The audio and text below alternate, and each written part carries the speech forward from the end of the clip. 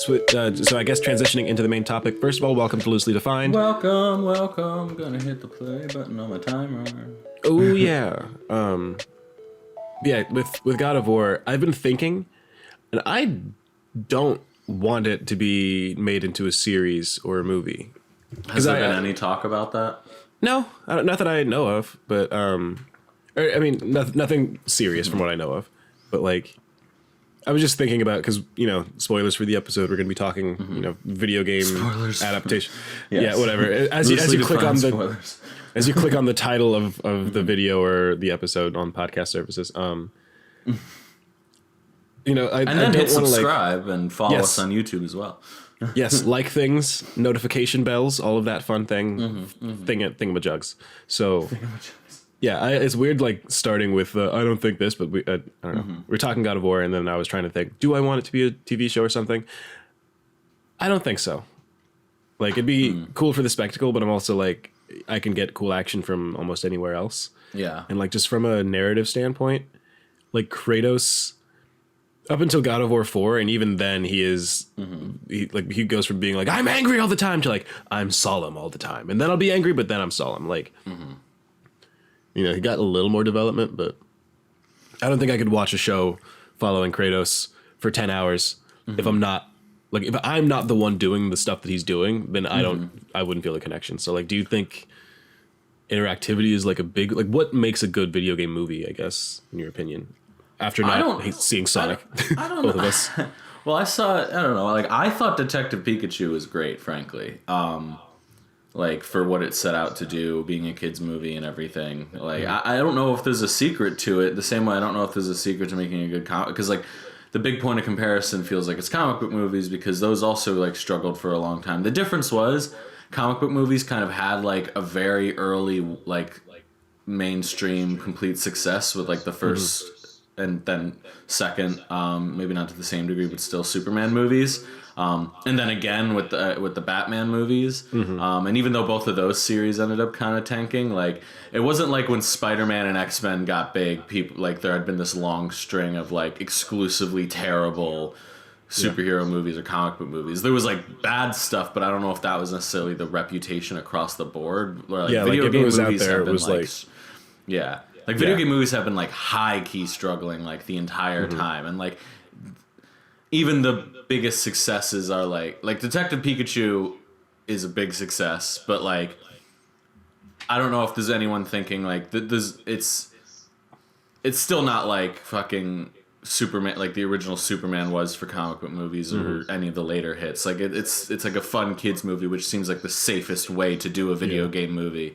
And it sounds like that's what Sonic is too. And, like, other than that, like, Mortal Kombat, like, people like, but it's like a cult classic type thing. It's not necessarily like, this is a good movie. It's just, we like this movie a lot. There's nothing that, like, I don't like when the conversation has to go this way, but the way people will describe, like, Dark Knight or Joker or whatever as, like, it's, like, not even just good for a comic book movie. Like, it transcends the genre. Like, that to me, that can be come across as so condescending, but there's like a truth to it that I think is the fact that, like, it feels like it crosses outside of the, like, genre tropes or whatever, and there hasn't been a video game movie that really has done that. Like, they've all either relied heavily on being video game movies, where you're, like, either you're a fan of it, or they've, like, played it, like, really safe and, kind of just, I don't know. Like, that's why I think the original Super Mario movie is so baffling, because it's such like a weird collection of, like, kind of things that are vaguely similar to the show. So there's, like, a lot of intentional, like, they didn't just do the easy thing. They, like, adapted it. They put work into coming up with different things based on the source material, but it was all just so bafflingly weird. I'm surprised there hasn't been more just, like, I don't know, there's enough properties that seem to me like they could have just gotten, like Warcraft, I think, is a good example. Like, it wasn't, like, mind-blowingly good or bad. It just kind of, like, was fantasy action with the look of the games on screen, Like, it didn't feel like any more, like, it didn't, I don't know. It was like, pretty straightforward, like, as straightforward an adaptation as you can get, I think.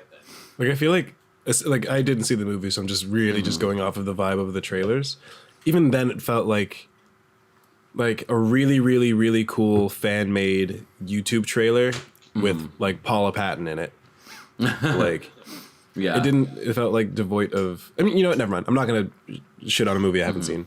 Now that I'm thinking about it, I really haven't seen that many video game movies. Now that I'm like, because I'm just like Tomb Raider. I like heard there was mass, so I didn't see it.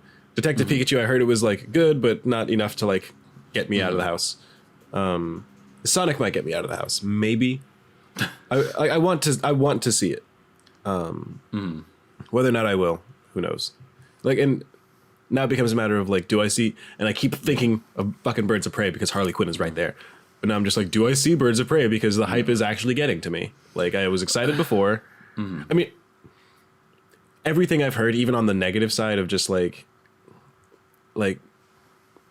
I don't know, like the fact that they'll, or not fact. I'm trying to like talk about the negatives of a movie I haven't seen. I don't know, like the point of like, oh, they're just cursing for cursing's sake. Like I don't really care about that kind of stuff. Like unless it's really over the top, I feel like I wouldn't care. I'm doing a bad job of listing the negatives, but like from the negatives that I've heard from people, and like especially like from, I don't want to speak to your impressions, but like I remember when you spoke, I was like, okay, I don't like the negatives that you're bringing up. I don't really care that much, at least just as you're describing it to me. Like I'm still very much excited about it. Yeah. Probably.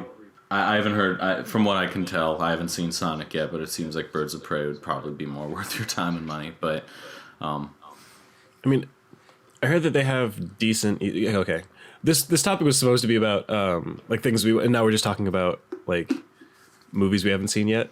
But now I kind of want to talk about like what is like for me. I want Sonic to fucking make me feel a nostalgia that I didn't know was there for Sonic, like the same way that the Power Rangers movie did. Like I kind of wanted to hit that effect where I'm just like, as long as it's Power Rangers was a B, maybe B- movie. from what I can tell about Sonic, it seems much more in line with like, not to the extreme, but something like the Mario Brothers movie, in that it's just like it's the property and name alone, but apart from that, like I don't know, it's like it's like the Smurfs, you know, it's like, we're going to take this character, but then the entire setting will just be like the real world, like versus, you know, and then the joke is just like, oh, look at how this thing interacts with a real toilet. What? Okay. Yeah. Versus something that like actually would give you that nostalgia. Like I think apart from maybe like a few visual references, I don't know if it's really going off of that. That's why I find it interesting that it's doing as well as it is, although I don't think it's gonna like really have the same lasting impact, because it's not like the Lego movie like actually like pulling on like the feelings of playing with Legos as a child. Like I don't know if that's what Sonic was ever really going for. I think it was just like, we're going to get people in the theater on the name alone. But it looks to me like they, at least originally, until like they got all the extra press for the whole design fiasco, that they were going to sell this much more on like, bring your kids, then, you know, remember your Sega Genesis? Okay, I don't know, because they literally said every hero has a Genesis, which is a horrible line unless you're specifically referring to the Sega Genesis. Like their marketing material was, and like the yes, I think if they just shoehorn in sound effects, like that's probably the most, because I'm now thinking like, well, what is like the Sonic story? And I'm like, on the broad scale, it's environmentalism, and he's trying to stop like you know, pollution and corruption of animals or whatever. But outside of that, outside of that, Sonic is just cool. Like that's just, you know, he runs fast and he's cool. He eats chili dogs. Yeah. He's got buddies. But I guess if you're going off of like what I like the iconography and the shit that you would recognize from the games, to me it wouldn't be like the broad themes of like environmentalism and like, you know, it would be like Robotnik for sure would be there, but it wouldn't be so much about like the Sonic versus Robotnik like dynamic. Like it would be much more like friendship. Yeah, it would be much more like Sonic and Tails and Knuckles. Like you'd want to really like overstuff it with all those people, and you'd have. Frankly, I'm just surprised that like if they really wanted this to be like, again, like the Lego movie, like this new era of like cashing in on nostalgia like that, they should just do an animated movie, like a higher production value animated movie. Like like when I first saw what they were doing with this movie, it seemed like, oh, this should have come out in like 2010 or something. Yeah, or even for earlier. sure. For sure. Again, it's like Smurfs and Alvin and the Chipmunks and like Alvin and the Chipmunks. yeah. I completely forgot about that. Yeah, I guess. Yeah. I feel like the only reason we wanted like a live action Pokemon movie was because we had already had so much of the anime, and it was like, this is good, but like we want it to feel like it has like a budget behind it, and so like live action was the way to do that. But in reality, probably a better Pokemon movie would be just like a like higher production value animated version. I mean, I feel like the thing with Pokemon, like I would, as someone that still hasn't seen Detective Pikachu, like I still want, like in my head, the idea of like a live action Pokemon to fulfill the idea of like, I want a Pokemon in real life, but like it's just a little guy on my screen. Now if I can see a fucking Tyranitar with like scales and I don't know what a Tyranitar would look like IRL, but like, you know what I'm trying to say. Whereas like Sonic can be like I don't want to meet Sonic. He seems like he would annoy me, so I would not feel as bad if he was like. And also, I'm an adult, and these are kids' movies. But like not power fantasy. What am I looking for? The fulfillment, the everything outside of entertainment that you're getting from it. You know, like I feel like Sonic's could still get that animated. Like you're 100% right. But that's why I'm a little confused, because these are clearly animated characters that translate better to animation, and like. You get a bit of, like, there's plenty of people who will argue that animation is probably the better format for, like, comic book adaptations. But at least those characters are, like, human beings. And there's a bit of, like, a thrill of being, like, what would they look like in live action? Because they're, like, mostly set in our real world. But again, it's, like, with Pokemon, as good as I think the Pokemon looked in that movie, and there's, like, shots at the beginning of the movie when they're establishing the world, and you go through a creek, and there's, like, a family of Bulbasaur walking where it feels exactly like I wanted it to. And the movie does have a lot of that. But if you just take the Pikachu from that movie in isolation, same the way I feel about the Sonic, even both new and old design Sonic, and it just looks wrong. It's like I shouldn't be able to see the detail in Pikachu's fur, because I don't actively think of Pikachu as being like furry. A furry and animal, same with most of the Pokemon, you know, like they're a solid color. It is weird because once I saw like Pikachu's fur for the first time, like Sonic looks good, like the fur looks good, but at the same time, it's like, first of all, his shape, like it's supposed to kind of look like spikes while being technically fur. Like you're not supposed to think of what his like spiky mane is made out of exactly. And from the trailer, it looks like the quill is like a part of, like it's central to the plot of like Dr. Eggman. He's going to be Eggman by the end of it. I don't give a shit. Like whether or not Jim Carrey says I'm Dr. Eggman by the end of that movie, I'm going to call him Dr. Kneel Eggman before it happens.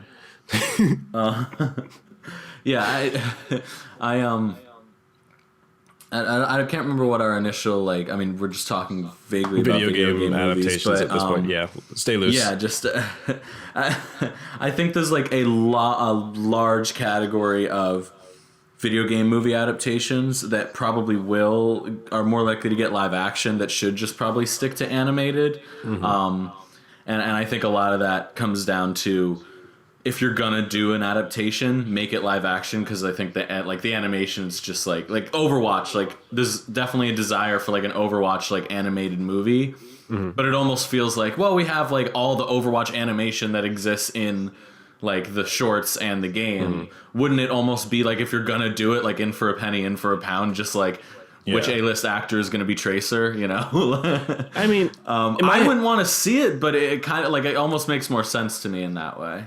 No, in my head, I would go like kind of with the same logic of like, well, you already got the animations and stuff like that. Like, just use the animations. Like, use the same like probably not the exact same. Like, you'll upscale them and do whatever. Yeah. Like, but upscale. Use the exact same voice actors so that there's no weird. And also, this is kind of coming off the. It's not news if it's a leak and unconfirmed, but like there have been enough. Like, did you watch the Stylosa video? Not the whole thing, no. Yeah, so I just saw the headline. Yeah, like I said, it's a lot less solid, but also I'm like 100% believing it, because it's like someone that works at at Blizzard is looking for like they also have Netflix connections, and they just started working at Blizzard, and they're looking for. It's a bunch of like reading LinkedIn descriptions and piecing together. Okay, so this means this. This means this. This means this. Yeah. And like they confirmed, not these people specifically, but like Smash characters have been confirmed that way. Like and deconfirmed. That's where the whole like Grinchmas thing came from, or Grinchgate. What was it called? I don't know what you're talking about. Yeah. Oh, it's when it's just a whole other story. Smash leaks later debunked, but potential Overwatch Netflix animated series. In my head, you just take the exact same voice cast, because if I'm watching the show, it'll make me want to play the game, and then if I jump into the game and fucking Winston is not the same, like even if the voice of Winston was Patrick Stewart, I don't know. I'm just trying to think of like the most illustrious fucking name. Like you could get Mark Hamill to play Junkrat, and I'd still be like, but that's not the Junkrat in the game. And like thinking from the perspective of Blizzard trying to push this as like it's rated T for teen, but like they're trying to get kids to play this goddamn game. Like they would not animate it the way they do if they're not trying to get kids to play the game. Yeah. So like I feel like they would want, and maybe kids wouldn't notice. I don't know. Would it matter? What specifically? Like the what you're saying in terms of the like getting a new voice cast and getting a new, or just cast in general, doing a live action. I just think part of it is like what is worth doing, because it's like why would I rather watch than play it, so I think that's what it comes down to. And when I say adapting to live action makes it more worth it, I just mean in the sense of like that's definitely not what you're getting from the game. In the same way, like they can draw, like they drew Nick Fury in this Ultimates comics to look like Samuel L. Jackson, but that's still not Samuel L. Jackson playing him. You can read it in his voice in your head if you want to, but it's not the same as like having Sam Jackson show up as Nick Fury and talk about the Avengers, and immediately you get hype because it's like, it just adds that extra layer to it, and sort of authenticity too. Like, so in the case of something like Overwatch, I feel it's maybe less necessary, in the sense that since the games aren't story based, even though there's so much story for the games, you can maybe get more out of it that justifies it as essentially just being a long version of one of those shorts.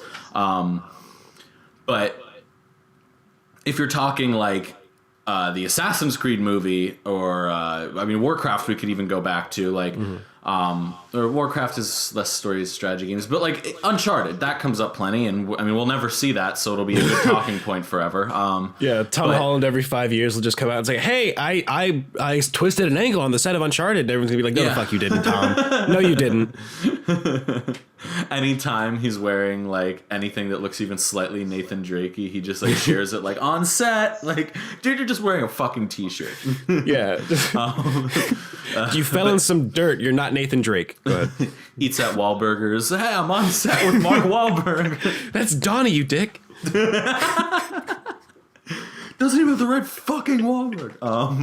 No, but he's at a Wawa. Uncharted, I think, is the best example of people being like, well, what's even the point, God of War, you brought up at the start, like, especially that new game, like, dealt so much with, like, the cinematic language, that... And, like... I'm sorry. I totally cut you off. I'm so sorry. Yes. It's just like, well, why make a movie if you could just play the game and the game already feels like a movie? Like, it just seems like a circular logic. So either you got to do something different, either in casting or stunt casting, getting like A-listers like fucking... Danny DeVito as Mercy. Danny DeVito as Mercy. Danny DeVito. Honestly, Detective Pikachu, I will always stand by. This would have been more interesting with Danny DeVito as Pikachu. And they wouldn't have had to change anything else about that movie. It would have all been better. Like, literally every moment I can think of with Ryan Reynolds, like... it would have been better. But my point is, like, comic books, it's all a storytelling medium. So like you can always adapt whatever comic book story arc or character to, the movies, but video games, it's harder because you've got Uncharted and you've also got Tetris, and both of them are like incredibly popular and people know them. So when it comes to like market value, like you could argue that like either one makes sense because like it's about selling the name and the IP. Yeah. But clearly, I mean, freaking Sonic is a great example, honestly. The fact that with Pokemon, they decided to go to a spin-off game that was more story-based rather than one of the main series games for their first big attempt, I think is a good example of getting around the issue. But even then, you know, Wreck-It Ralph, like, I think showed how, yeah, this is probably the only way you're going to get fucking Tapper in a movie or Q*bert or whatever. Like, you Zangief. like all these older... like, those, yeah. Like, pretty much... My point is, the most iconic video game characters or video games for the most part aren't really good for adaptations in the way that, like, you know, books and comics that are worth adapting or have stories that you can adapt. And even then, you still get people pissed off because they change stuff. Whereas with video games, you either have to come up with a story from scratch, which, like, could be good, but could really piss off people. Or, you know, you're just getting something more lazy, like Sonic, which is just that formula of like animated character in a car with a actor. Like, it could probably I don't know. I think the fact that like I need to see the goddamn movie, but from what I can tell, they just need some animated thing that runs fast. They could have made up their own new character for, you know, like I feel Speedy the Goblin. Yeah, like Speedy the Goblin. Also played by Danny Dr. DeVito. Nick Robot. Dr. Cyborgian. So wait, it's okay, like, so yeah.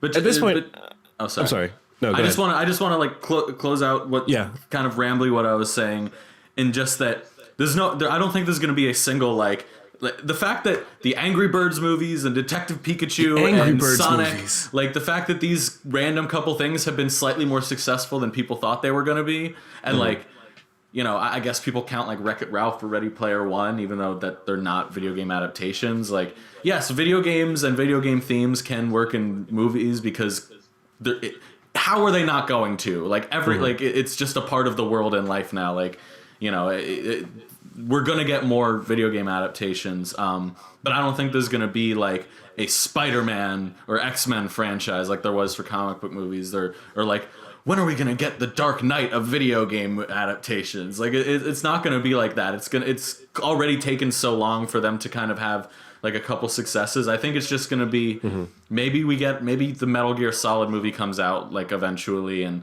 it's actually pretty solid. And you know, but that doesn't mean suddenly the Uncharted movie's finally gonna come out and it's gonna be all worth it, or like we're gonna suddenly get video game movies as the next big thing. Like, I think it's gonna be much more gradual than it was for comic book movies, because it's not all one genre and there's already so much different in the way you can adapt them. Like it's so much more a matter of these happen to be big IPs than, you know, video game movies are like some sort of untapped well in particular, you know? Like, I mean, and I feel like part of the struggle of adapting is the fact that these games are so expansive. Yeah. And like not thinking about games particularly, but going to like Avatar: The Last Airbender, that is like an amazing story, and I feel like it's like, I personally like, as much as I wanted to see a live action adaptation as a child, like I was also a child, and children shouldn't get everything they want sometimes, M. Night Shyamalan. So if you can't, like, I'm trying to think of some really like Mass Effect, like that to me has some of like the cooler spectacle in games and just like really great storytelling, really good characters, really like just iconic imagery. But you can't like the things I remember most about that game are me fucking up and making a decision that got someone killed after I had put all of my time and resources into leveling up Grunt. So like, you can't have that same effect. You can kill off a character in a movie, but like, yeah, I don't know. Well, that's the thing. One of the main selling points of of most video games is how does it feel to play? Like Mass Effect has this big world or whatever, but really why it works as such a good video game is that investment you have with the characters that you're spending time with. The same way, like, you know, Mario's like a fun little world, but if they weren't, you know, like tight as nails platformers, they wouldn't be as successful. Like Mario's a good game first, and then like a plumber second. Like, and there's other like Uncharted arguably has like pretty thin gameplay, and like it's not really sold on its gameplay. It's more on the characters in the world, but that's the exception rather than the rule. Like games are meant to be played, so you know you're typically selling a game on how it plays with a really cool paint job around it, and that's the one thing. No matter what, you really can't translate into a movie. You can't translate how a game and they've tried that. Like they'll have like first person sections in the Doom movie and like stuff like that, and I feel like that can work for like a little bit, but you're not really going to get the same. I mean, so I have like a whole category on my list of just games that I don't think they should adapt any, like that I think only work in the sense of like you keep the paint job but everything else is original. Scrap you know, like else. you mentioned Mass Effect. I think Mass Effect is a cool enough world and lore where if they did a like essentially an original movie that's set in the Mass Effect world, like Mass Effect Star Wars story. Yeah, like you don't attempt to adapt anything from the games except the lore. Like it's literally just, you know, tell your story about whatever dude in space, and it's set in Mass Effect. And I think that could work for like Elder Scrolls, that could work for Fallout. I even think GTA, with the fact that it's like a parody of the real world, like means you could have like a more comedic version of like a Scorsese movie, but call it GTA like, and get people in the theaters. GTA Online specifically, and just ramp up the chaos. Honestly, yeah, or like Saints Row, like a Saints Row movie, like but basically all these games, I even think another attempt at Assassin's Creed would work for this too. Just like don't attempt to adapt any of the characters or stories. Just, you know, set it in, like make a crime movie, make it funny, set it in Liberty City, you know, make a fantasy movie, make one of the characters a cat and put it in Elder Scrolls, like, you know, post-apocalyptic movie, but everyone's using bottle caps as currency. Like it's just the little visual things and maybe, you know, references to bits of lore that are there for the fans. But for the most part, it's an original story. And Warcraft, I think, almost got there. It was adapting a story from the game, but like if you hadn't played the game, it would be kind of hard to know. But again, I think it kind of got trapped in the like, we're doing this story from the game. We're going to have all these specific references to bits of the lore. And like, if you don't really know what's going on, it's not really a good way to ease yourself into it because you don't have like the time to really spend with it. You know, it just kind of like goes for it rather than being something that could be more of an introduction. So making this comparison purely because I just watched the girlfriend reviews of Halo, do you think it's like in general, I agree, but I do think that there could be like I would not be surprised if, because like her point was just that Halo Reach is essentially Rogue One.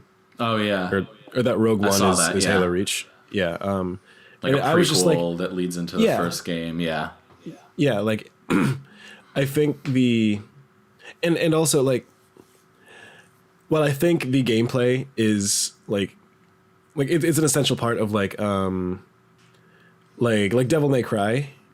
Like to me that game is like style first and then like sub bullet under the first style. Like combat is how you kind of and then character design and all that stuff. If you kind of take out the combat, you still have wacky character design, crazy weapon design, insane fluid combat. I feel like that would, like, especially for like an anime style, like that could definitely Devil May Cry anime would be sick. Like I feel like there would be, I'm sure I'm trying to like, it doesn't exist. I'm very sure someone was working on it, like Adi Shankar, I think. Oh yeah, well he did the Castlevania series. Yeah, like I'm pretty sure is really good, and also does a lot of what you're saying with like keeping the style and aesthetics. And like I think it has its third season coming. I've seen more promotion for it recently, so I don't know if it's just like trying to get me to watch it. I'm pretty sure. Yeah, I mean, it has done very well, like enough to probably be ongoing for quite a bit. Like it's one of those things something for Netflix original animes. Yeah, it's one of those things where I know I'm gonna go back and watch or go through and watch it, but I'm also like, I'm kind of waiting for that like Castlevania Symphony of the Night port to wherever the fuck I want to play it, and I'm sure it is where I want to play it, and I just haven't looked for it. But I also know that like I want to play, because I don't know, before I really knew what it was, just knowing Symphony of the Night as one of the greatest games of all time it's just one of the cooler names. That's like, a cool title, yeah. Yeah, and I think going back to like video game movies, maybe if they just took a title that was cool enough, and like you said, just stripped it of pretty much like the essentials in the or not strip it of the essentials, strip it of everything but the essentials. Haha. But just kept like a cool name to it. Maybe that would kind of like how Smash Bros made Fire Emblem popular in the West, because they're just like, who the fuck is Marth? And then you play the next Fire Emblem game. Because it's exactly that that step, that process. Just who is that? I need a new game. Like maybe you can do something like that with like, I don't know, like Pokemon. We kind of talked about it with Detective Pikachu. I wouldn't be surprised if once there was more like confidence in video game movies as a genre, that we wouldn't get some kind of like Karate Kid style. I'm trying to work my way up the top. Like maybe you start the movie and you're already at the Elite Four.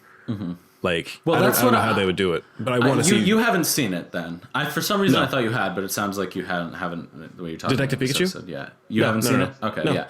Well, I don't want to spoil it because I think you'll really enjoy it. But there is like moments in the movie that give you a taste of what that like Pokemon movie based off of like the main series games could look like, you know? I mean, because the main setting of the world doesn't really allow for like wild Pokemon battles and like trainer battle. Like there's not a lot of Pokemon battles, but like a lot of that classic stuff is still in there. But I think it's smart in that it establishes the world and it can ease audiences into it, and it can ease fans into it too, because I was skeptical about them doing a Detective Pikachu movie full stop, because it was like weird that they took the spin-off game that like wasn't even that old and wasn't even like that popular and turned it into the movie. But now I'm kind of on board. So if they do a more traditional Pokemon style game, not only have they already like gotten me and a lot of other audiences on board, but I think it also gives them more freedom to like, because it's not as jarring going from like the video game Pokemon world to a probably pretty different movie Pokemon world if I've had this like transitional movie. Like people get upset that like the anime doesn't hold to a lot of the rules of the games, you know, but that's been around long enough and kind of gone along with it that now there's almost like, there's plenty of crossover, but there's people who were like Pokemon anime fans and games fans that maybe necessarily didn't cross over, or they did, but they still strongly prefer one or the other. And those things can coexist.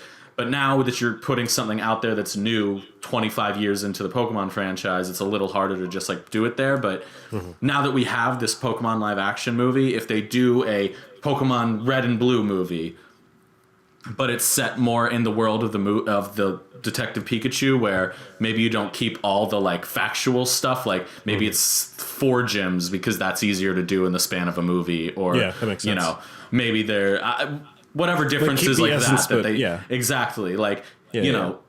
I as an audience member who's also a Pokemon fan will be like, okay, this is different from the games, but it's similar to it's similar enough to Detective Pikachu, which is now a well-liked, established part of the franchise, that it doesn't feel like I'm being served something that's like inauthentic, you know? And honestly, I feel like it's at least loyal to that first movie for whatever that is.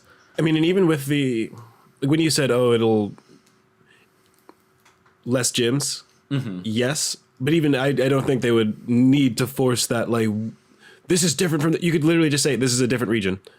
You know, like there are excuses baked into and not just with Pokemon, but like into other game universes where I could definitely see like I don't want to, like with Horizon Zero Dawn, I think there's enough story there, and especially where the story starts. Like I want to know what happened in the 50 years before before Aloy was even born. Like I want to know everything that led up to right now. So like you could like I honestly wouldn't, you could show me one robot dinosaur the entire series, because there's enough other lore. Like there's a weird, you know, corporate side story that's going on, and like I don't want to spoil, but like there is so much more going on than just the gameplay. And even in like The Last of Us, I feel like a lot of the, like it's a zombie game, so yeah, scary zombie, whatever. But like over time, you get that sense of, like the first time you run into a clicker, you're like, oh, this is terrifying. But then by the end of the game, you're just like, whatever, fucking smoke bomb, stab. Like, Or like by that time you have a bunch of guns and a flamethrower, so you're just like, okay, I need the materials in your body. Like that's more what I need. But like they have, like I wouldn't want to watch Joel and Ellie's story play out, because like one, I've already done that. 2, if you say like, oh, well, this happened while you were playing, but like off to the side, then like, then this still doesn't factor into, like, unless it drastically changes how I see these characters. I don't want that. And even if it does drastically change that, I don't want it to be like required reading off to the side. Like I want it to be more like supplemental material. Like they have you can pick up these notes from this dude that you kind of like are loosely following his trail. Show me Ish's story like as a TV series. It'll be depressing as fuck, but like, yeah. Well, it's kind of like the reverse of The Walking Dead. I mean, Walking Dead, well, it did start as a comic, but really like the game and all that stuff came around because this show was such a hit, and like you had people who could read the comic and read the show and be like, oh, this happened differently. But then the games came out and they were separate. So even though there was like a little connections here and there with some passing characters, like for the most part, it was like, oh, so like it felt like it had the same world and the same vibe, and maybe like it was almost an adaptation that it was like survivors of a zombie apocalypse that move as a group or whatever, but it was different enough to different characters. You didn't have to worry about adapting Joel and Ellie or you know whoever the equivalent would be in whatever you're going for, and then Joella and Eli. Yeah, like Joella and Eli. Just flip it. I mean, and that's the thing is like, Uncharted has the same problem too. It's like, are you going to do something different? Are you going to do the same characters? And I think at least with The Last of Us, you could do it like The Walking Dead, where it's like they're fighting the same monsters, but it's, you know, a different survivor story. Whereas Uncharted, it's like they're different treasure. Okay, it's just at that point you're just making Raiders of the Lost Ark or National Treasure or something, you know. Historically minded protagonist goes after treasure hunting. Like that's, I mean, that's the formula. So like I like, that's why I was like curious once they announced that Tom Holland was playing it, because I was like, oh, young Nathan Drake. That means it's not going to be directly adapting the story from the games, but it's still finding a way to keep the same characters. Like that, like let me see what happens when you like fill that in. But for all we know, by the time they actually make that movie, he'll be 45. Exactly. He'll be Sully. He'll be playing old Nathan Drake. Yeah, or he'll be playing Sully. I mean, that's literally what happened with Mark Wahlberg. He was supposed to be Nathan Drake, and now he's apparently Sully, which killed all my excitement for the movie. The kind of funny guys want Steve Harvey to play Sully, and I'm so with it. And I'm so with it. I'm so with it. Oh my God. I hate how good that is. Yeah, it's like, it was one of those things where it's just like, that's funny. No, that's good. That's good. Sam Rockwell is my Sully. Sam Rockwell? Okay. Yeah. Or Bryan Cranston. Like, he's like, he can be like old and like out of step while also being like attractive and like charismatic. Like you could buy that, like he's like, he was definitely he was definitely like getting what he wanted and being like, when they show him in flashbacks in Uncharted 3, he's like, he kind of like the flirtiness that he has as an old man that comes off as a little like off-putting. Like you see like, oh, okay, he was successful at this once. And like I feel like Sam Rockwell could pull off both the authentic version of that and the older washed up version of that, which is he was successful at this once. Yeah. Like he was essentially Nathan Drake, you know, but like less I physical and more charismatic. I'm honestly waiting for the itch to like get to me again for the Uncharted games, because like I'm not gonna fucking skip and go to 2 and start from there. Not that you have told me that, but I have been told that just from like the internet. I did. And you did? Well, I played the first one, but I didn't beat it. Okay. And then I beat 2 and 3. Okay. Like I it's mostly out of like just feeling left out. Like I have wanted to love these games for a long time. Yeah. I have like restarted 1 at least twice, at least. And I get to the point where I'm driving the boat and I'm just like, fuck this. I just don't care. Yeah, I personally think you only really need it for the main romantic. I don't think you miss out on Nathan and Sully's character if you skip to 2, and most of the other characters that are important to the overall series get introduced in 2 on. So I feel like you don't really get, like, the Elena and Nathan relationship is pretty much the main takeaway for the series from the first game. But other than that, I think you can pretty much skip it. And it's not like they don't have plenty of moments together in the second and third and fourth one. The thing that always got to me was that super after the fact, like after Uncharted, like like maybe when Uncharted 4 was first coming out, like I was like very late to the game when I found out that it had supernatural elements at the end, because I was just I was just like, oh, it's fucking whatever. And I was watching some video essay about like the greatest moments in, like the greatest twists in gaming or whatever, and then it's just showing like, yeah, and you're playing through the game and you walk down this scary corridor and then a fucking zombie attacks you. Yeah. And I was just like, just in the moment, I was like, what? That's crazy for the twist of this game. And also, what? How did I not know about this? Like the same way that I didn't know about there is a moment like that in 2 though that hits in the same way. Like you get through the majority of the game, and then you're like in this one area, and twist. suddenly like a monster attacks you, and it's like, what the fuck is this? And like it, like some of that gets pulled, like some of the like magical parts get peeled away by the actual end of the game, but they don't full Scooby Doo it. It's not like totally fake, you know? Like it's still supernatural. But like there's a moment where it's hold on, like you fully like think like essentially Sasquatch is like in this game now. God damn. And now I'm trying to figure out, maybe I don't like that. Because in my head, oh, we're going to start with 2, and now the issue is monsters are real. But if it's just... Yeah. Well, and that's what I'm afraid of for a movie, is that they would, like, that would become the identity of it almost too much. Yeah. Which is, again, why I'm down with the prequel idea, because I feel like that'll keep it more grounded. But do you think people going into the movie would feel disappointed if they didn't end with some kind of supernatural twist? I don't think fans of the series think of it as the identity of the game, because you spend so much more time with it otherwise that it's just kind of a fun twist at the end. Like, I think what sells the games is the characters. Like, again, the gameplay's not that deep. The stories are like interesting, but it's not like the mystery is like really like that. I don't know, like captivating. You know, because it's all based on like a bunch of history that the average player has no knowledge of. So you're pretty much just like, what does that mean? And then they go, this means that thing from that time. Whoa. Like, it's not like you're left in much suspense about the mystery, because you truly are like just like going through this tomb, like, and then they explain exactly what you're looking at. And then like, there's no, like, there are puzzles in the game, but it's not like you yourself are figuring out the mystery, you know? Like, you figure out the individual puzzle, but that's like a gameplay thing. That's not like yeah, it's just... The games aren't mysteries, you know? Like, they're not, like, actual treasure hunting in the sense of you have to find something. There's not a lot of, like, individual exploration. I mean, it's structured like a movie. You just kind of play through it. But what if you finished a conversation cutscene, and then they're just like, okay, and then, like, a literal world map opens up, and it's just like, where do you want to go? Well, that's the thing. Even the spin-off game Lost Legacy, which has like an open world section in the middle of the game, literally just shows you where everything is. You just go, like, and it's cool. Like, it's a cool little experiment. Like, what would Overwatch? What would Uncharted work like if it was more open world? And it works for what it is, but they don't go all the way out. And I think it's smart that they don't do that.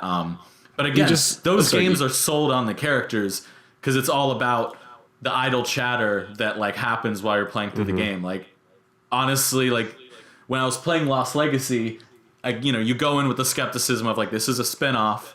When is like, how am I gonna know that this is like worth it? You know, like, will Uncharted work without Nathan and whatever? And then these two characters, only one of which really got like significant play in any of the other games, like are just talking back and forth. And there was like a moment where I'm playing like within the first hour of the game where I just kind of like chuckled at like a very small line of dialogue, and I was like, oh, okay, there it is. There it is. That's Uncharted. Like, I feel like home. It feels at home. Yeah, exactly. Like, and that ultimately comes down to writing, you know, like everything else I know can be adapted into film. So like, you know, if they have an interesting pitch, which is what I was hoping it seemed like they were with the whole idea of doing a prequel and young Nathan Drake, then like I'm on board. But nothing like, to go back to just the general video game adaptations with the kind of stuff we were talking about, these like really character-based games like your Last of Us and Uncharted, I don't think those are the best games to adapt, but at the same time, they're the ones that, if you do them right, will work as good as the games did, because it's not about...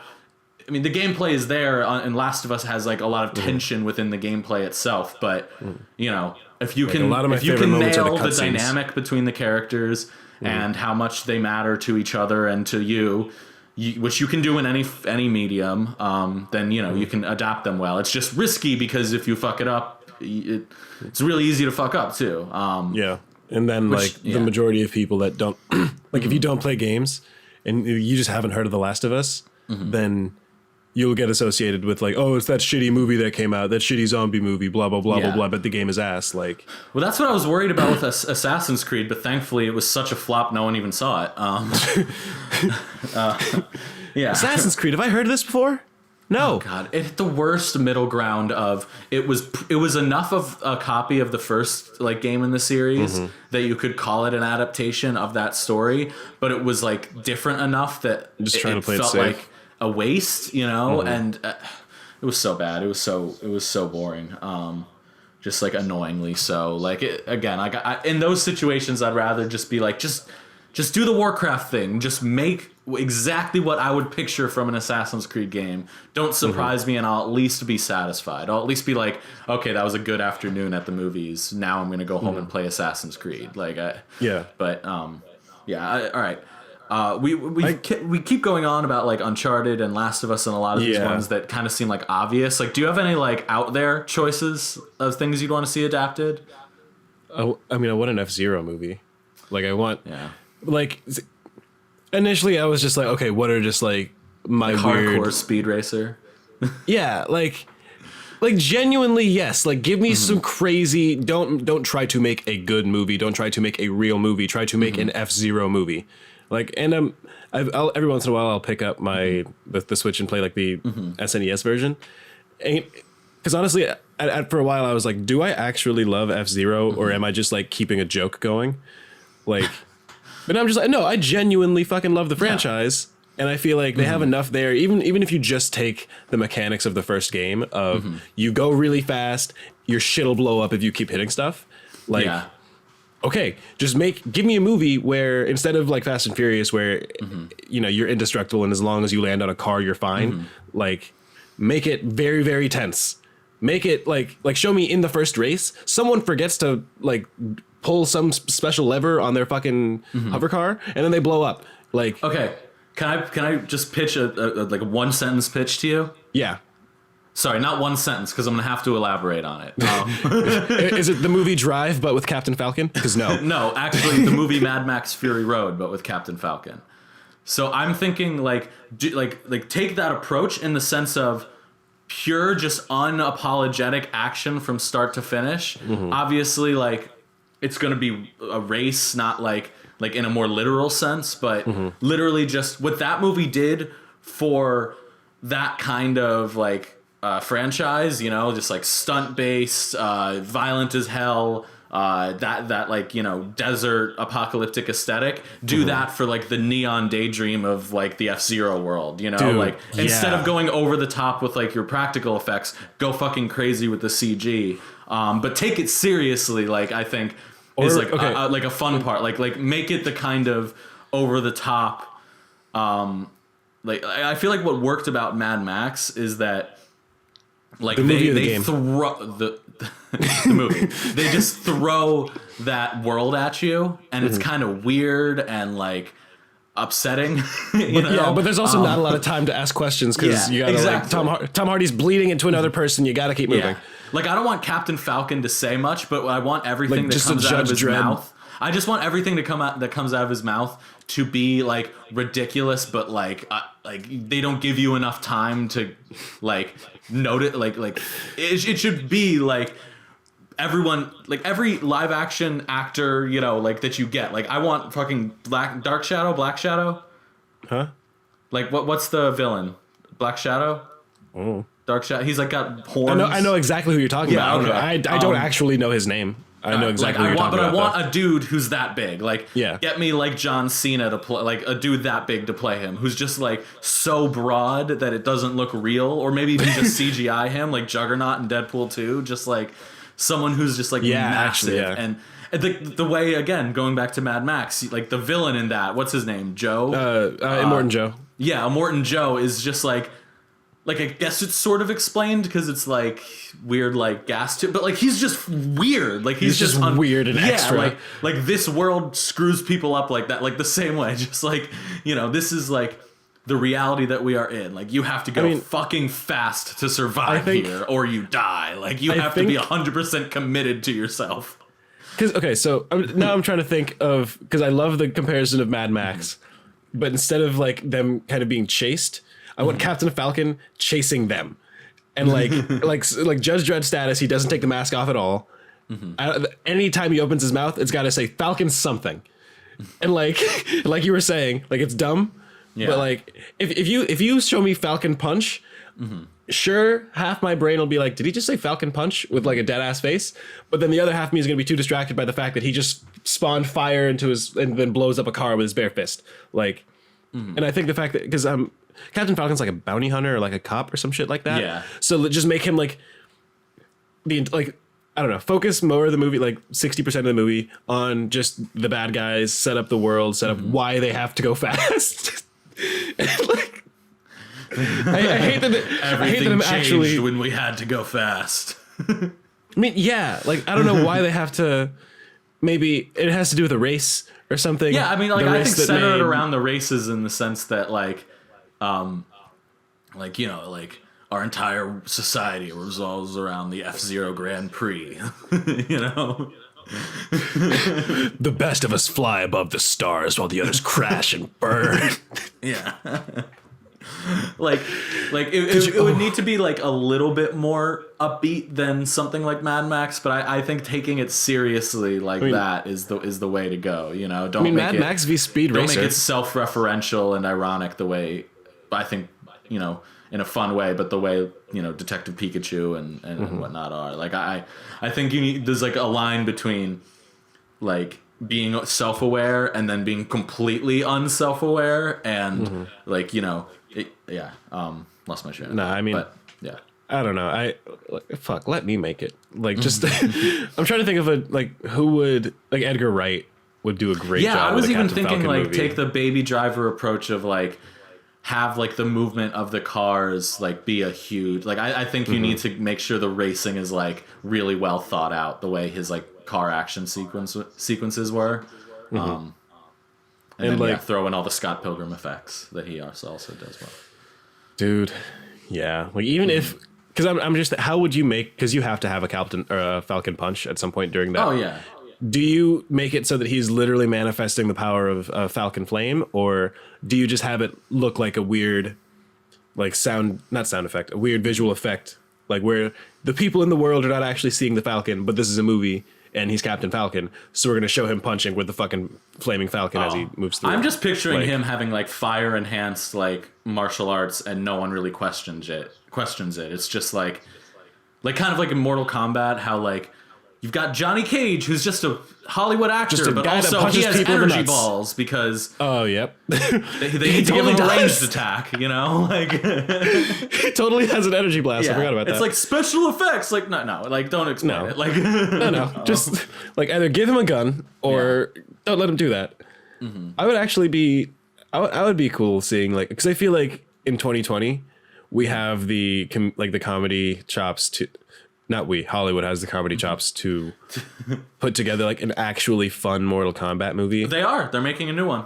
They're filming it right now. Yeah. I had no idea about this, for real. Yeah, it's gonna be like hard R and everything. I've seen interviews with like a couple of the actors and producers involved, and like it seems like they have the right mindset, but Mortal Kombat.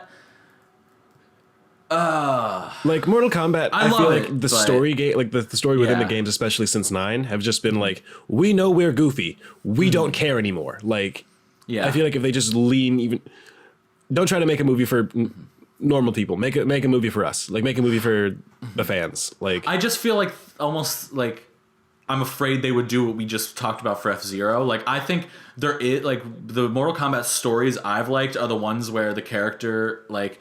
Relationships are actually like pretty human and meaningful, and I think 9 did a good job of that because it was able to sort of tell the abridged version of the first 3 stories and focus more on like Raiden and Liu Kang and like your main characters, and like the weakest chapters were when like you're gonna play as this mini boss character for a little bit who like because we designed his his only role in the story is to fight, and like because exactly. And I'm afraid that they would just kind of do a little bit too much, like we're going to play this up or whatever. But I think the characters of a fighting game are what are you know, like one of the more interesting parts of a fighting game. It's, you know, like character design is like the second most important thing next to the gameplay. And I think, you know, Mortal Kombat can really kind of get like audiences in love with a certain set of characters. But I don't know if they do just kind of go balls to the wall, like ridiculous, it could be fun in its own way. But I think you would save that for like Street Fighter or something, which has a little bit less of a story, and like less defined characters, where you can kind of just like take the visuals and run with it. But maybe I'm asking too much for them to do a good, serious Mortal Kombat story. So yeah, I mean that's I guess like serious to me is the word. Like how serious? In what way is it serious? To what extent? Yeah. Like I think those are the questions that they have to like. And I don't have answers to them. But I almost think like the Hellboy approach, that like the Guillermo del Toro Hellboy, where it's like these are real people who happen to be monsters and like demons and stuff, but like there's a scene in Hellboy 2 where Hellboy and Abe Sapien get drunk and like sing together. Yeah, and I love that scene because by that point especially, those are just two guys and like they're in this ridiculous makeup. But the actors are so good at like performing in those, and like the script just feels kind of like real enough and authentic enough that it sells, even though it's ridiculous. And again, going back to what I liked about that, like Mortal Kombat 9's story is all about Raiden, who knows we have to save the future by like changing the past. So he's like got to guide like Liu Kang through the Mortal Kombat tournament and all this stuff. And their dynamic, I think, is one of the stronger parts of that. So like, you know, you can give me kind of fun and ridiculous, but that like core relationship, and same with like Jackson, Sonya, and like a lot of the other like established dynamics that are there. I think those need to feel very real in a way. Like, you know, like something more ridiculous can kind of just be fun. You know, I want I want to feel like the real mentor-mentee relationship. I want to feel like an actual like love interest thing happening, and then you can save all the kind of fun, wacky stuff for like the evil monsters that show up, your Reptile and Baraka and stuff, and then Reptile. Yeah. I just love that name. Just Reptile. Just Reptile. Who's that? It's fucking Reptile. It's Reptile. He's green. Okay, so before I forget, I meant to say this earlier, and then you bringing up Guillermo del Toro. You kind of alluded to, and I don't remember in what way, but just Metal Gear Solid. Yeah, well, they're making one. Supposedly. So sure, they're making one. That's fine. Yeah. Whether or not that actually happens, I don't know. I want Hideo Kojima to direct some kind of movie, whether or not it's, you know, whether or not it is Metal Gear Solid. I'm still not deep enough into Death Stranding to know fucking anything.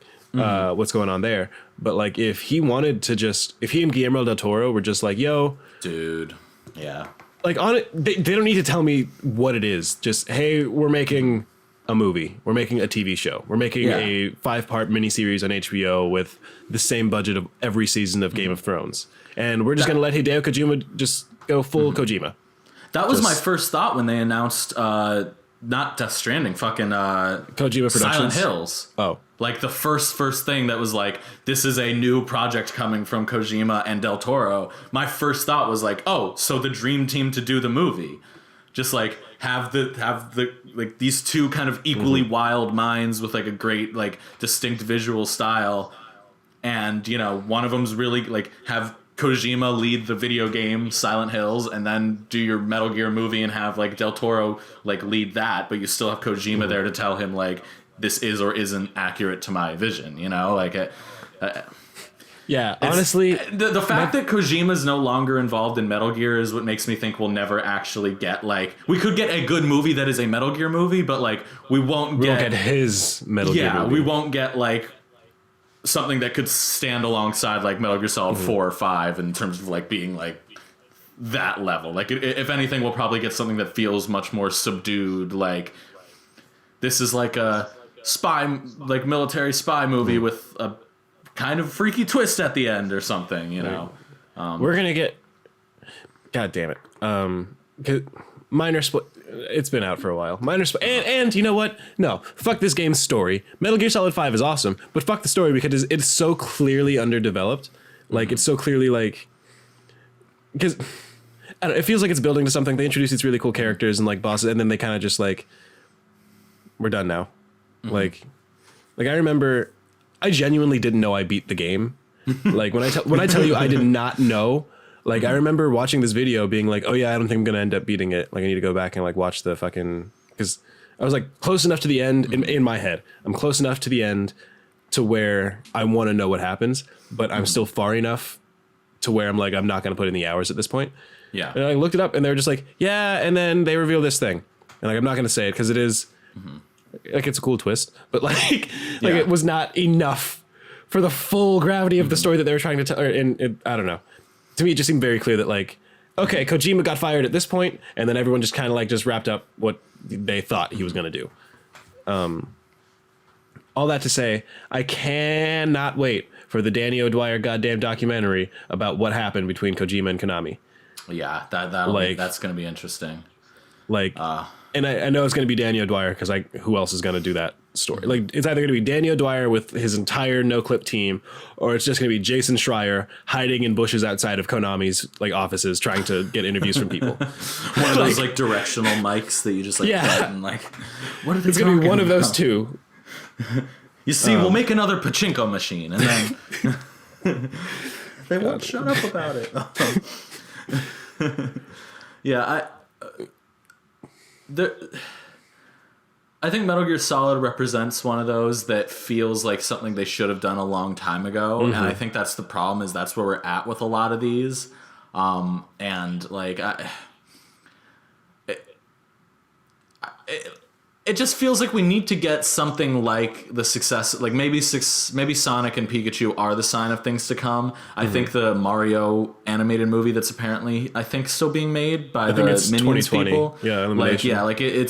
It's probably going to come out eventually. Like if that doesn't totally flop, I think that'll be a good sign. I think we just need a couple more proven like big IPs, you know, like because Angry Birds is technically two movies that are both successful, both fairly well reviewed and based on a video game, but like most people think of Angry Birds as an app than a video game. You know, it's not the same thing as like representing like an icon in video games the way people think it is. And it just seems weird to think that we're going to get like a big successful, as much as I wanted it, a big successful Assassin's Creed game before we get fucking like Mario or Metal Gear, you know, something that's been around for a while and influenced a lot of the things that are coming after it. Like Assassin's Creed being successful, like as young as that series was at the time, you know, like less than 10 years old, just kind of feels like, no, you haven't put in your work yet. You know, you haven't been around long enough. You haven't proven your worth. You know, like you need a like, and the fact that it did flop, I think, kind of shows the same thing that happened when they first tried it with Mario. It's just like, you know, like you haven't established that you are important enough yet to be given the respect you deserve. You know, I feel that. So I guess kind of on the other end of the spectrum, like, are there any games that you're just like, don't fucking touch this? Like, that's I didn't put any thought into that. We can, I like we can that broaden it question a out lot. to like genre or like what are the elements of a game that you're just like, if a game has this, then you just don't touch it. Like, because I'm trying to think of. I think obviously we shouldn't go for any of the like really like. I think Mario can work because there's a lot of like goofy, like Mario has to be done in the Lego Movie way of being like self-aware, but like not to the point where that's like it needs to have like a pitch that like really injects some soul into it, but like in terms of the jokes and the way the characters are portrayed, like I think it can sort of be a parody of itself. But something that has even less story, like Pac-Man or fucking Tetris, like just don't attempt anything like that. Like I am in favor of doing something that has less of a story because then you can write something more original to it. But not if you're like forcing it to that degree. But at the same time, I think if a game like we were talking about before with all of your like Uncharted and Last of Us, if a game is so reliant on one story, avoid that too. So I think like really the middle ground is either using just the lore of the character, the lore of the game, or like something that kind of has like an aesthetic that you can copy that I think works. Otherwise, I just think trying to do direct adaptations is like where I draw the line. Like, don't do Super Mario Bros. The movie and base it off of like Super Mario. Like, it has to be like That'd be the based fastest off of movie the ever. franchise, you know? Like, it has to, yeah, like, just be some dude running, and then it's just like, hey, I found you. Okay, yep, bye. yeah. Like, But all this to say, I mean, like, as far as I can tell, Detective Pikachu was a pretty faithful adaptation of the story of Detective Pikachu, the game. So, I mean, I'm biased in that I didn't play the game, but I guess it can work. So I'm not gonna write it off. I don't think there's like people try to, every time one of these movies flops, everyone's like, do video game adaptations just not work? Like, why are they all terrible? It's like, because they're making bad movies. Like, it's not really rocket science. Like, they just didn't put in the effort and like the resources and talent into like making a good movie. And I'm not saying that I don't think anyone ever tries to make a bad movie, but like, I just don't think they were made with the right, like, I think spirit behind them, especially going in with the knowledge of like the video game movie curse that like is or is not a thing depending on who you ask, and like whether or not, like, if you go in to make a video game adaptation and you don't know about the video game curse, then that means that you're just not really into like the gamer culture to the point where I feel like you should be if you're going to be making this movie, or you do know about it. And from there, if you do know about it, you either are playing into like, I can't be a part of the curse. I can't be a part of the curse. Yeah. Or you're just like, fuck it. It's a video game movie. Video game movies are bad. And then you let that kind of sway the rest of the production. Like, and I say this with no knowledge of video game movie production, but that's just kind of how it seems. Yeah. I just think you need to adapt things that have room for interpretation, like whether that's just interpreting this, like the themes in the story, or like actually the like full characters in the world. Like when it's too one-to-one, or it doesn't even feel at all connected, is where like I think the biggest flops kind of are, like like, I mean, again, to go back to the surprise success of Angry Birds, I haven't seen those movies, but from what I can tell from Every clips time you and say stuff, that. it's weird. It is weird, but Angry Birds 2 is technically the highest rated video game movie on Rotten Tomatoes. So, like, you're right. Doesn't make it not weird. Like, all the elements of the games are in there, but they interpreted it. They were like, okay, what would the life of an angry bird, like the angriest bird, look like? Oh, well, he wouldn't have friends. And then there you go. There's a really easy like path to write a kids movie on. Like, don't be closed off and angry, like have friends or whatever, And I assume that's how those movies kind of roll. But it's actually a very deep deconstruction of capitalist structures, but yeah. So like, I think they should go with more silent protagonist movies, frankly. Like take characters that like have well-defined traits that you can extrapolate from, but where you don't have to worry too much about like this character doesn't feel like that character. Like, I was gonna say, when we were talking about Joker the other week, you brought up Mario as being like a good blank slate character in that way. Like, I think you can have like I don't think Mario should be too hard to write. Like I think Metroid is a great example. I think Samus like would be a great character because she can kind of like, they can almost do the Alien thing where it's like this one woman against, like the horrors of space, but she's like a bounty hunter and stuff. There's like a little bit more that separates her, but again, enough of a blank slate that you can write more or less an original character for a movie. She's really like, I mean, even so, like, one, I think you're right, Samus is a good enough character because like she's basically the Mandalorian after Super Metroid. Because she just takes the baby Metroid. Yeah, literally a baby Metroid. Yeah, like they could just do the Mandalorian. Yeah. This I don't know. No, she has there is like a thing for like who trained her, but I can't remember the name of it. The Galactic Federation. Some faceless. There's like some alien species that like her armor comes from. The Zepho? Like the Zepho's from Star Wars. No, Zepho's from Star Wars. Yeah. Yeah. Never mind. Speaking of Star Wars, this has been rumored a lot, but I want a Knights of the Old Republic adaptation. I just need to go back and play the games. A more blanket statement. I don't know if this came up at all in our Star Wars episode, but Star Wars should do more direct adaptations of the source material that exists, like comics and movies, like especially Legends stuff. Like they took like Han and Leia have a kid that turns to the dark side for like the new series, but I think just more direct, like, yeah, that stuff's Legends, but now we're recanonizing it by adapting it. So just, they should do that, and Knights of the Old Republic is a great story for them to do that with. So yeah. I have it on my laptop. Of course, that runs into the big ass RPG problem of like, we're going to have to cut half of this to make it a movie. But that's what I'm saying. Adapt it, readapt it. And since it's not canon anymore, you know, whatever you don't bring over, you can just be like, sorry, it's not canon to begin with. Like, so I guess kind of going back to the question of what you can't adapt or what shouldn't be adapted, I kept going back to like Zelda games. And I think largely that comes down to the fact that like one, Link is a silent protagonist, but like he's kind of like too silent almost.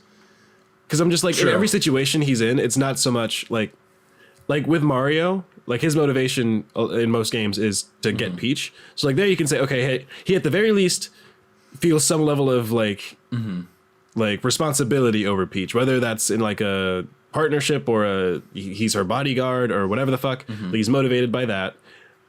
He's an older brother. He can jump high. He's working class. There are enough things there, but also not enough to where like I feel like I could be surprised at how Mario reacts in a situation. Yeah. Whereas with Link, it's just you. And right now I'm just like Breath of the Wild is freshest in my memory, but I'm just like even in like Ocarina of Time, it was like, hey, you're just gonna kind of like do what you're told, and like he's so indifferent to everything. Yeah, like no one that tells him anything is ever like really. And I'm probably gonna like I don't know. I haven't played most of Zelda games in Zelda history, but like I can't remember the idea of a character that is like the mentor that lies to him or like someone that misleads him. So like I wouldn't be surprised if fucking Link was born in Gerudo, that he wouldn't just be like a henchman of Ganon, because exactly. That's just he's just a dude that is following orders. Like, and like even Mario at least looks like he's happy to be there. Yeah. Like Link just is nothing. Yeah, like Link is just, and I'm like especially going off of Breath of the Wild, and I'm using Breath of the Wild not just because it's the most recent, but it is my favorite Zelda game. Like, and it's the one that has voice acting, so you'd think it'd be the one where maybe they give Link a little bit more. But yeah, but no, he wakes up and then. Like, sure, the conceit of that game is once you leave the Great Plateau, you can go and you can beeline it to the castle. You can never hit the castle if you don't want to. Like, you can take out all the Divine Beasts first. You can take out none of them, and you can still beat the game in the same, or not the same, but like you can still beat the game. Like that like Breath of the Wild specifically emphasizes player choice above pretty much everything else, and like you can't translate player choice into a fixed narrative, especially if you're going to put on because like as you're playing the blank slate that is Link, like you can prescribe character attributes that you kind of either see in yourself or that you can have your own headcanon that he doesn't like to swim, so you just try not to have him swim or something. I don't know. Yeah.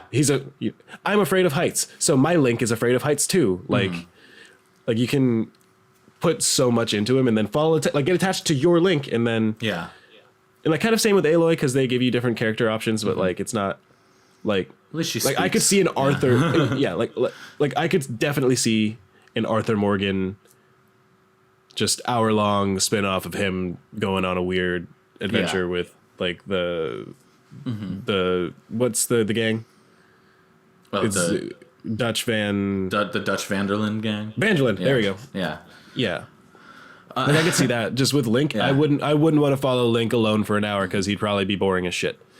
Well, see that I almost think it could be interesting, but you would have to still like add enough personality to him. I think probably the best example of that would be like, did you play Wind Waker? I watched someone play Wind Waker. Because like Wind Waker Link does react to stuff, and like you know, like you have a sister at the beginning of the game and a grandmother, and you like. And they show him like crying when he leaves home, and you know he's just a more expressive Link in general. And I don't necessarily know if that's like what you want to adapt, because it works again so well for that game. I don't think the solution is just adapt the Link that has a little more personality. But if you're gonna do there was like give me Majora's Mask. There was a thing rumored a couple years ago that there was going to be like a Zelda Netflix series, and I don't think anything came of that. But, I vaguely remember that. Yeah, I remember it being like fully confirmed, and then nothing came of it. But I think the way you do it is, like if we're mostly talking about what games or should be adapted into movies or shows that are more or less like Sonic or Detective Pikachu, like mainstream blockbusters, and you know. things that would be sold to like a 4-quadrant audience, not just, you know, fans of the material, like the way Castlevania is like not meant for everyone. Then Zelda, I definitely think, is not a good choice. But if they were to do like a more atmospheric, less story-based, like animated, maybe even anime, like Zelda thing with the Silent Link protagonist, I also think this could work for other Silent protagonist things like Shao the Colossus, or I'm mostly thinking of games that have very striking like imagery. worlds and imagery that could be kind of almost meditative and like I'm kind of picturing like a very slow, almost day in the life of Link, like Samurai Jack style. no more than like 100 minute, or no more than like an hour in length animated thing where he's just like completing a dungeon. That's the thing, and it's like kind of more based on like the feeling of discovery and atmosphere that the games give you than actually doing the whole like save Zelda and stop Ganon story could work a lot better. But to do like definitely not a live action, but people seem to think Zelda's about to be like the video games Lord of the Rings, and it's just really not. Like there's really not enough lore or story there. The timeline's bullshit. Like yeah. And essentially they have this expansive timeline that tells the same story over and over and over again. Exactly. Yeah. It's like, so just tell another one of those, I guess. That's really all you can do. You know? No, I mean, I really like your Majora's idea. Mask, you brought that up, is like a good example. But even then, I think the way to do that is just have it be like an anthology about all the weird side characters, you know? Like I think yes to everything you just said.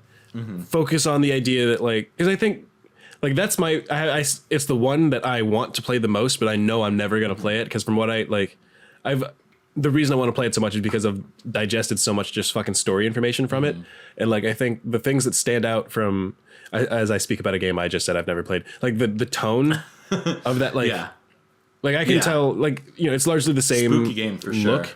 Like if you watch Ocarina of Time gameplay right next to Majora's Mask gameplay, they'll look largely the same. Just there's like a slightly darker tone in Majora's Mask. Like there's a slight like the music is a little more sad, and the idea that like you just save the world, but like you can't really do anything about it. Like it's like you just went through all of this crazy stuff, and you can't really do much. And you've just been abandoned by like your homie. So. I think focusing on Sad Boy Link and like a Samurai Jack style, like you were saying, just stopping at random characters. The dungeon crawling, I don't know, because I'm just like, when I'm thinking, how would I? And maybe I'm just like not good. I'm not good at coming up with ideas for how to adapt things. But I'm just like, what's exciting about a dungeon in my head is like the combat encounters if you're into that, and then the like puzzle solving. So like I just am not sure how to adapt puzzle solving into, because like even games like Portal has like a really cool, I mean, it's got a cool concept. It's got the cool gun. It's got the cool AI enemy allies. I think Aperture Labs is like a cool shady company, and like the whole idea of the cake is a lie. Like just that's like I still haven't played that game. Learning about the cake is a lie from fucking James, whatever his last name was in 6th grade, as he's telling me this on a like bus to the field trip, like I remember. I thought you were talking about like some reference to that. No, I'm saying this kid told me he told me about like what Portal was and the whole the cake is a lie story element. And then like I was like, this kid's making this up, and then I like YouTubed it that night, and I was like, oh my god, this is awesome. Like I don't have a PC, and this game does not sound like it's for me at all, but like this is a cool story. Like I don't think you could adapt Portal. Like with everything I just said, you can't do it because I've seen like some shorts and fan made shorts, but that seems like as far as they can go. Once you get past the whole, it's cool to have a portal gun. I feel like you can't drag that out for an hour and a half. Well, my pitch for Zelda was more based. Again, it's kind of ties back to a point I made towards the beginning of the episode, which is that what you're describing is like the gameplay aspects of it that you can't really adapt. I was thinking more like the sense of discovery, which I think the Majora's Mask idea is probably the best version of this, because each like scene or episode or however you structure it can be like a almost anthology of like, what's this wacky world and character we're experiencing now. I think it's similar. Like I think it's Ocarina of Time. It might even be the first dungeon where you just walk in and one of those like enemies that shoots Deku nuts at you is just like, solve my little puzzle, and like then you have to like shoot them in the right order, and then he's like, oh dang, you solved my puzzle, I'll let you through now. Like moments like that. Where have you seen Over the Garden Wall? No, I heard it was good though. Yeah, like it's sort of this kind of weird, almost vaguely like that's the Cartoon Network animated. Yeah. Okay, yeah.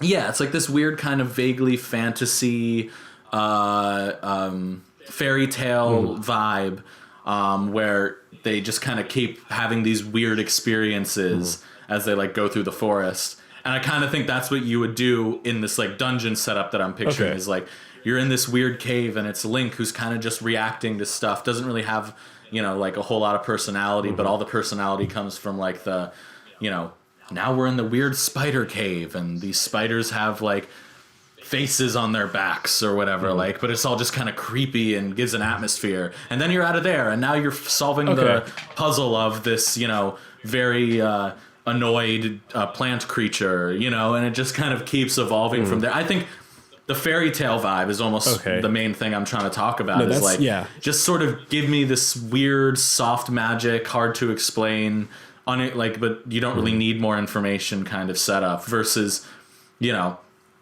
something like Pokemon where I want you to just keep showing me more and more and more, you know? Like I think the more they can kind of hold back, and I think that's the problem is we're talking, you know, if we want more blockbuster adaptations, if we want the video game adaptation to go the way of the comic book adaptation and just you can get any weird character on screen, you know, then there's only so many games I think that can make that jump successfully or like directly at least. And you know, they're not going to be that careful with it, you know, like once like if these continue to be successful, they're just going to pull everything. And that's where I think the issue lies. Again, with superhero comic books, if it's mostly just superhero comic books, you can, you know, at the very least, you can just have like your generic origin story for character number 12, you know, like it, and it'll work enough on a base level that all of these characters work, you know. But you can't do that with video games because they're just all so freaking different from each other. And video game communities will be very vocal if something goes awry. Not that comic book that's why won't, shout out to Kojima, because I with the guy who's directing the Metal Gear movie, if it ever comes out, like he mentioned that the biggest piece of advice he got from Kojima is to just like not overthink the like adaptation part, like make your own thing. Don't worry about like appeasing what people's expectations or the fans' expectations, because like there's no way you're gonna be satisfied doing that or satisfy them, which I think is obviously easy for Kojima to say, because he's based his entire career on that. And even when he's pissed people off, he's like, even when he lost his entire all of my franchise, money, like even when he loses his entire franchise and they take away his project with Guillermo del Toro, he's like, all right, bet. And then Death Stranding comes out 3 years later, and like it's one of the biggest games of last year. It's just so weird, almost out of spite. Like almost out of like, I dare you to tell me what the fuck I'm talking about. I dare you to analyze what I'm talking, like, God. And fucking whatever, who I can't remember his name, but he directed Kong Skull Island. It's the guy who's doing Voight Roberts.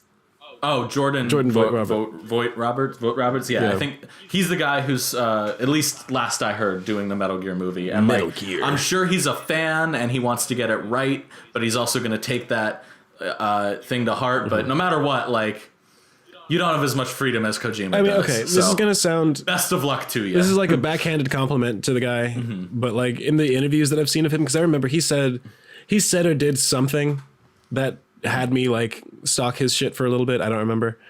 But that's a very vague statement. He did something either very good or very bad that gained my attention for a while. And just can't remember which. It's really important. But... I remember the one thing that I like took away from seeing him talk for a while was like, okay, you've got a lot of ideas and you've got the arrogance to make sure that those ideas are getting put through. Whether or not those ideas are good, time will tell. I think he's got, because if it was someone just like, I just want to respect Kojima's legacy and I don't want to offend the fans, you shouldn't be making this movie, because Kojima didn't like everything he was doing was not to like make people happy. He was like, I have a story that I want to tell and you'll figure it out or not. Like, I mean, look, the thing, like say which like them or not, the Resident Evil movies, all by the same dude and the same team with the same actors. That is a fucking take, a definitive take on that source material, whether you like it or not. And he's gonna do the same shit with Monster Hunter. And frankly, we need more people to have definitive takes on this source material. Otherwise, it's just gonna be fucking what's his name? It's not Paul Thomas Anderson. It's Paul W.S. Anderson. It's like a very similar name, but same dude, the lesser Paul Anderson. But like, we need more guys doing what he's doing. Like more people doing what he's doing.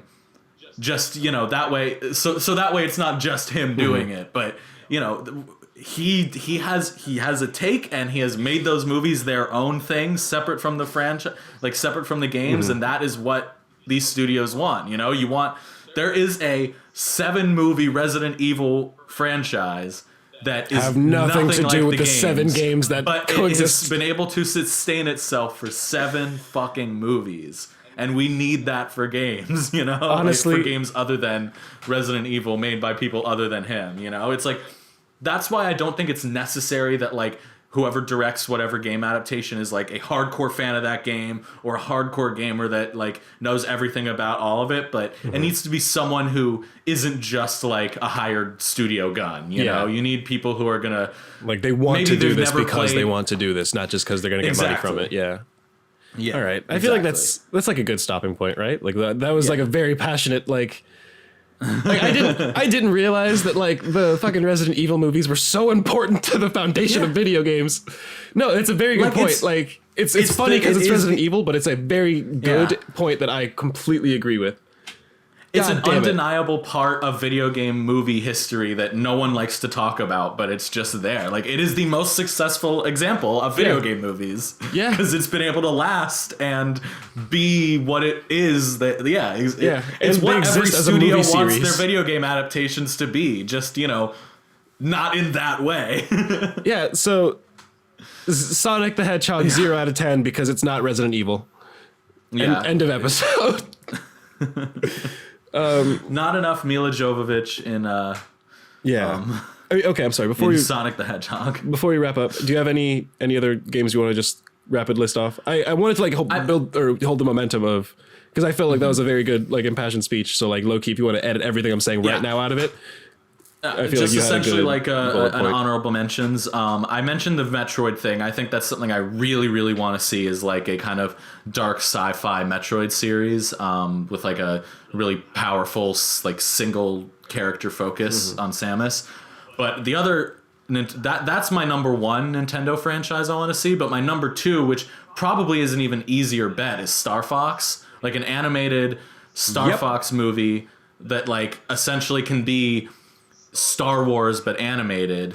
Dude, I think just like imagine all the pilot's dynamic. It would be so much fun. Imagine the scene of like, instead of in Star Wars where everyone's meeting up to attack the Death Star, it's that but with Star Fox characters. Yeah, like going to attack Andros. That's perfect. Exactly. Like I think that's such a layup. And I think the characters are like well defined enough, but also loose enough that you can kind of just pull, do what you want with them. But it has to. I think that's something that you want, like that Pixar feel of like, this has some real weight and stakes to it, but it's also, it's fun and energetic and all that stuff. Like, don't get me wrong, a third of the characters on screen will die, but you won't care. It's fine. They're fine. It's just, they're fun. It's fun explosions. And then in the same vein, because it's, anthropomorphic characters, fitting like a sort of subgenre, is Sly Cooper. I think that would work almost in the same way because you've got the group dynamic. Those games, I think, are perfect tonally because there's a lot of like really serious stuff. Like, Bentley the Turtle gets crippled in the second game and he is in a wheelchair in the third one. You like play as him in a wheelchair and he's got all these gadgets in his wheelchair. Like, that is a character change that happens and it affects story and gameplay. And then Murray the Hippo goes off and like becomes a shaman and like comes back in the third game having completely like it. Those games have like really good story, but also in this sort of cartoony thing. Like I think that would be such an easy like. I spent so much of this episode saying like, don't directly adapt things. You know, take inspiration from the world and do your own thing. Unless but those works. games could almost work one for one. Yeah. You know, just shrink the story a little bit. But yeah, I feel that. So I think Metroid is like my number one, but Star Fox and Sly Cooper, really either one or both, I think are just so obvious. Like, just get a really good animation team and, you know, a passionate screenwriter. And again, it doesn't even have to be someone who's passionate about those things, but maybe someone who's just like, oh, I can see the humanity in these animal characters. And, you know, I mean, shit, Zootopia, like that. Yeah. That was like very Proof like of concept. I didn't love that movie, but like the concept is simple. It's just like these are cute animated characters, but the story itself was pretty just like Racism human, bad. like real, you know? Yeah. it wasn't necessarily about like it wasn't like Secret Life of Pets. You know, it's just like, what are your animals doing when you're not home? Oh. Two movies. Two whole movies. God.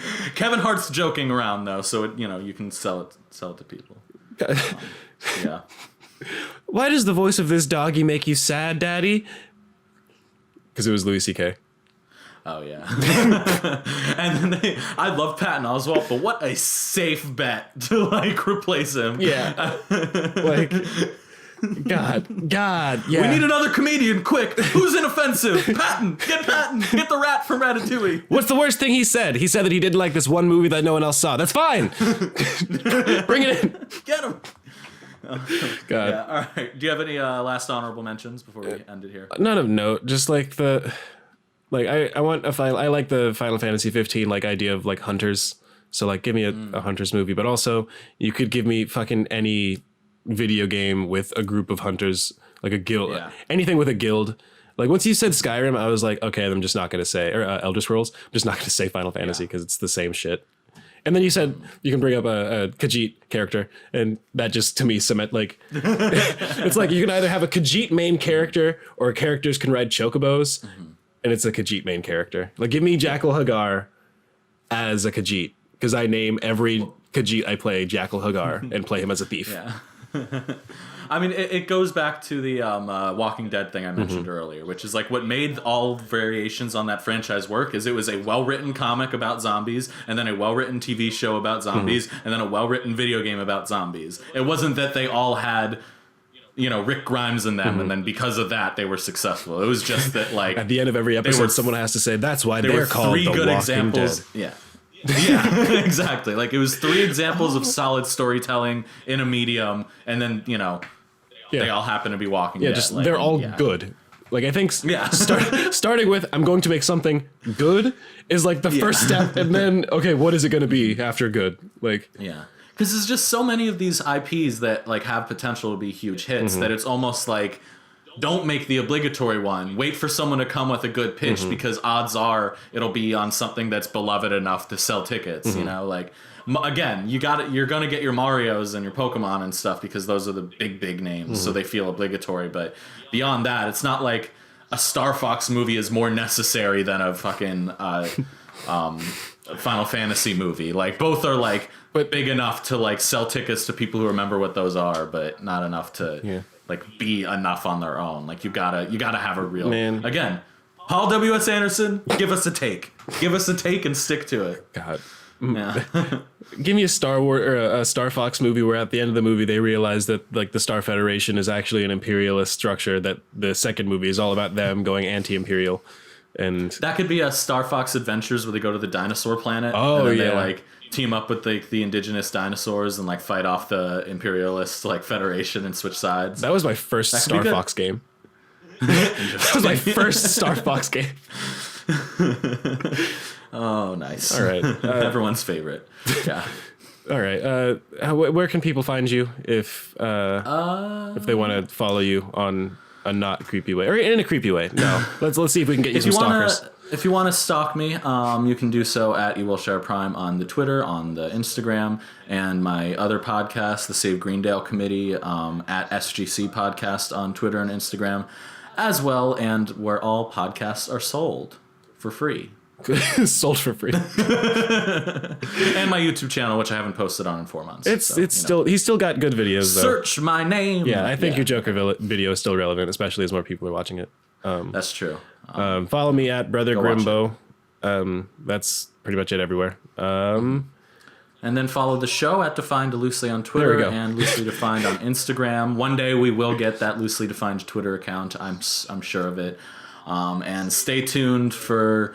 We've been teasing a lot of stuff for the last couple weeks. And just in the interest of transparency, it's not like we have hard plans on things, but like I've been playing a lot around with like the Streamatics. Twitch streaming software, and we've been experimenting it with more recently. So more to come soon. Yeah, cool. Yeah, just stay and I don't know. I genuinely do want to like try interacting. Not try. I want to interact with people more, like through our Twitter. So like tweet at us. We will respond. Like we both have our notifications on. Like let us know what y'all want. What video game movies do you want to see? And have you seen Sonic? And is the feet scene as amazing as I hear it is?